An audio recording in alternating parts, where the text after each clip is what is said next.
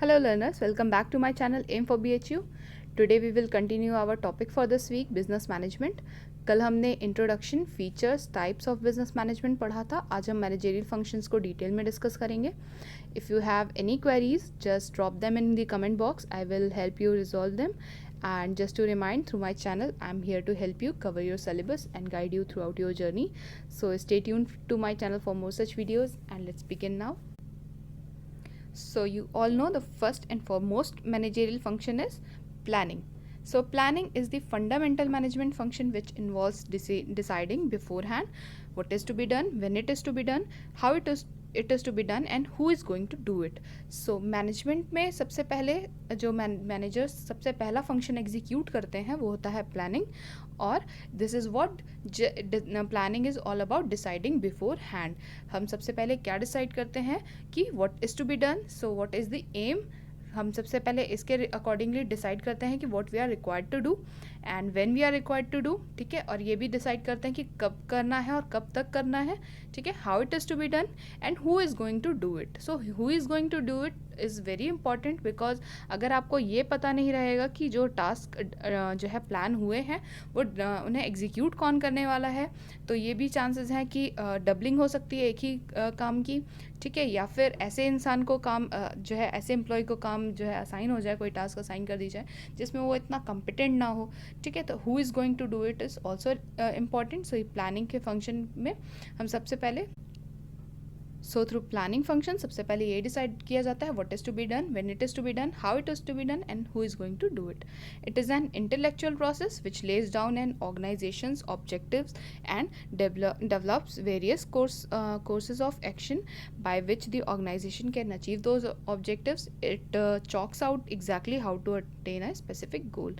So after the goal have been decided by the organization, ठीक है, the managers execute the planning function just to have an idea, a frame.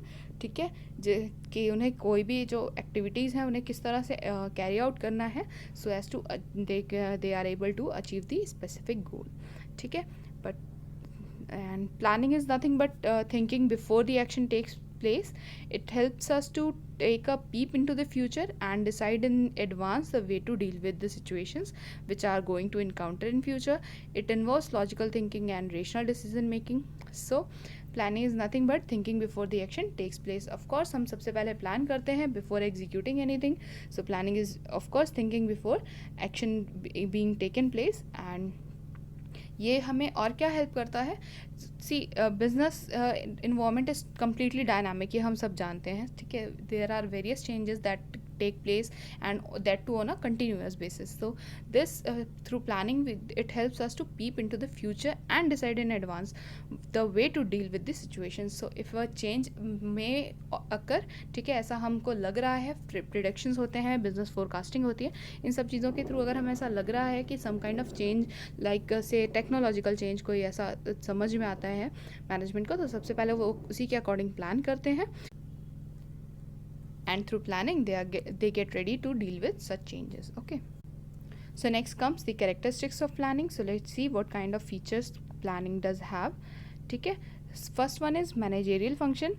So planning is the first and foremost managerial function, provides the base for other functions of the management, that is organizing, staffing, controlling and directing. ठीक है, as they are performed within the periphery of the plans made. So planning is the first and foremost function.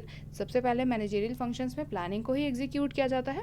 Then organising, staffing, directing and controlling, they all these functions take place. ठीक है, next is goal oriented. Of course a planning is goal oriented. It focuses on defining the goals of the organisation, identifying the alternative course of action and deciding the appropriate action plan which is to be undertaken for reaching the goals. So जब हमें अपने goals पता होते हैं तो we will act accordingly, but उसके लिए हमें एक प्लान चाहिए होता है. So as to we decide in future कि हमें क्या करना है just to attain that goal. ठीक है, इसके लिए हम एक्शन प्लान्स क्रिएट करते हैं. ऑल्टरनेटिव कोर्स ऑफ एक्शन भी यहाँ पे, जैसे हम कहते हैं ना प्लान ए ये है और प्लान बी ये है, तो you have alternate plan ready for execution if the former plan goes wrong. ठीक है, तो इसलिए Next is pervasive. So it is pervasive in the sense that it is present in all the segments and is required at all the levels of the organization, although the scope of planning varies at different levels of सो जैसे मैंने बताया था कि management भी pervasive होता है, management की भी एक कैरेक्टरिस्टिक में पढ़ा है हमने, परवेजिव या यूनिवर्सल, ठीक है। तो उसी तरह से प्लानिंग भी परवेजिव होता है, ये हर तरह की ऑर्गेनाइजेशंस में रिक्वायर्ड होता है, whether be it it's a profit organization or not for profit organization, ये सब जगह चाहिए होता है, and that too it is present at all the levels of organization, ठीक है। although the scope of planning varies at different levels and departments. And intellectual process, ठीक है, it is a mental exercise and it involves the application of mind to think, forecast, imagine intelligently and innovate etc. See, if planning goes wrong, everything will go wrong, क्योंकि सारे जो हमारे activities होती हैं, जो task होते हैं, वो प्लानिंग पे ही बेस्ड होते हैं. So it's a very intellectual process. It involves a lot of thinking, lots of brain storming is done. ठीक है, तो कोई भी चीज़ जो है प्लान करने के लिए, फॉर्मुलेट करने के लिए एक टास्क को किस तरह से जो है कैरी आउट किया जाता है, it's completely a mental exercise. ठीक है, it involves application of mind, it involves rigorous thinking, it involves forecasting, imagine intelligently and innovate etcetera. ये सारी चीज़ें रिक्वायर्ड होती हैं इस पूरी प्रोसेस को करने में. ठीक है, next comes continuous process. So plans are made for specific terms, say for months, quarter, year और सो. तो ये तो प्लानिंग किसी एक स्पेसिफिक टर्म के लिए ही की जाती है ना, तो फिर ये कंटिन्यूअस कैसे हुआ? See, once that period is over, यानी कि जिस भी टर्म के लिए वो जो है प्लानिंग एग्जीक्यूट की गई थी, once that term is over, new plans are drawn. ठीक है, considering the organisation's present and future requirements and conditions. तो जो ऑर्गेनाइजेशन की प्रेजेंट कंडीशन होगी, एक प्लान फॉर्मुलेट किया जाता है, एग्जीक्यूट किया जाता है, जब वो कम्प्लीटली कवर कर लिया जाता है, ठीक है, एक एम के साथ उसको कवर कर लिया जाता है उस प्लानिंग को, तो next planning is done. And therefore it is an ongoing process, as the plans are framed, executed and followed by another plan. So after one plan has completed, the other plan is followed. ठीक है, next comes futuristic. In the process of planning we take a sneak peek of the future. It encompasses looking into the future to analyze and predict it so that the organization can face future challenges effectively. So futuristic क्यों है planning?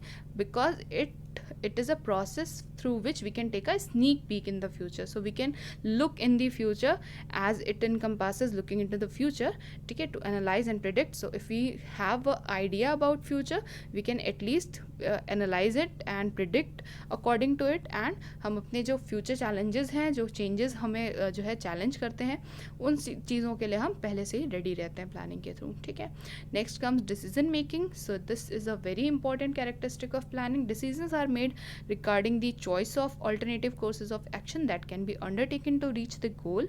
So decisions जो है, these are made regarding the choice of alternative course of action that can be undertaken to reach the goal. So what are decisions?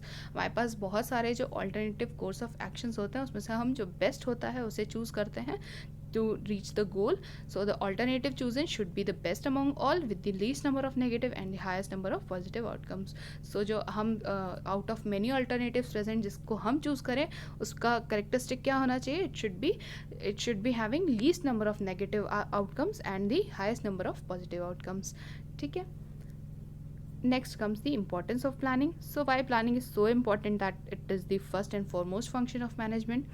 Let's see why. ठीक है, first is it helps managers to improve future performance by establishing objectives and selecting a course of action for the benefit of the organisation. So managers के लिए सबसे important क्यों है planning? Because it helps them to improve future performance by establishing objectives and selecting a course of action. ठीक है, organisation का जो भी ऑब्जेक्टिव्स होते हैं उन्हें हम जो है पार्ट्स में डिवाइड करके हमेशा वन एट अ टाइम लेकर चलती है मैनेजमेंट हमेशा. तो इसके लिए हम जो अपने प्रेजेंट ऑब्जेक्टिव होता है उसे इस्टेब्लिश करने में मैनेजर्स को हेल्प मिलती है प्लानिंग के through.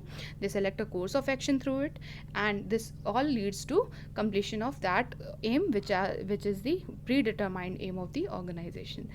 Next comes it minimizes risk and uncertainty by looking ahead into the future. Of course, if we have no idea about future, we will be very uncertain and we won't be knowing anything about, and हम उस वजह से फिर जितने भी changes अकर होते जाएंगे future में, हम उनके लिए रेडी भी नहीं रहेंगे. सो ऐसे तो रिस्क और अनसर्टेनिटी बढ़ेगी, but just to minimize those risks and the uncertainties, what we can do, we can plan, and this helps us to look ahead into the future.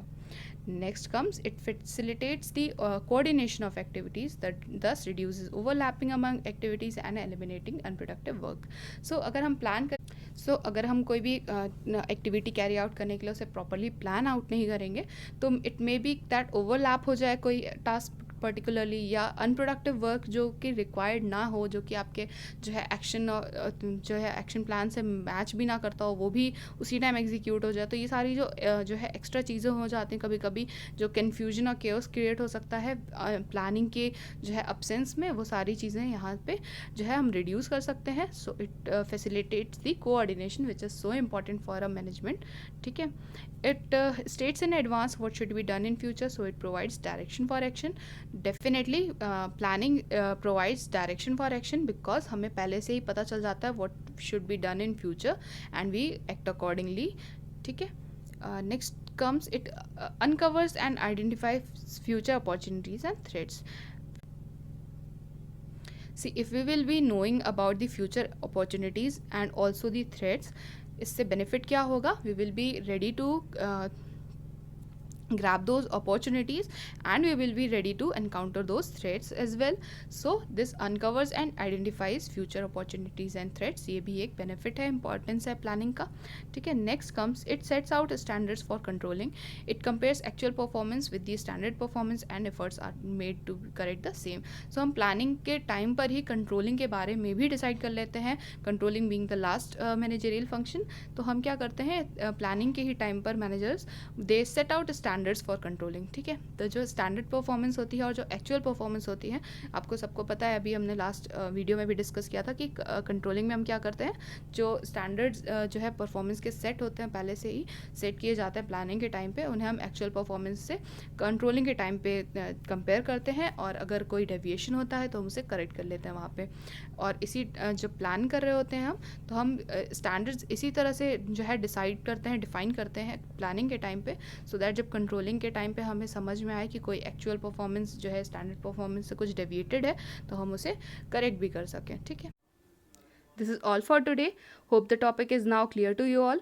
The remaining managerial functions will be covered in the upcoming videos, यानी हम organizing, staffing, directing and controlling को upcoming videos में cover करेंगे। You can convey your doubts in the comment box or through email. मुझे भी बताइएगा कि ये वीडियो आपको कैसा लगा। You can find my mail ID in the description box. Stay tuned to my channel, and अगर आपको BHU BCom entrance से related किसी topic में कोई confusion है, you can mention that in the comment box. I will include them as well. Stay home, stay safe, and like the video, share with your friends, subscribe to my channel and hit the bell icon.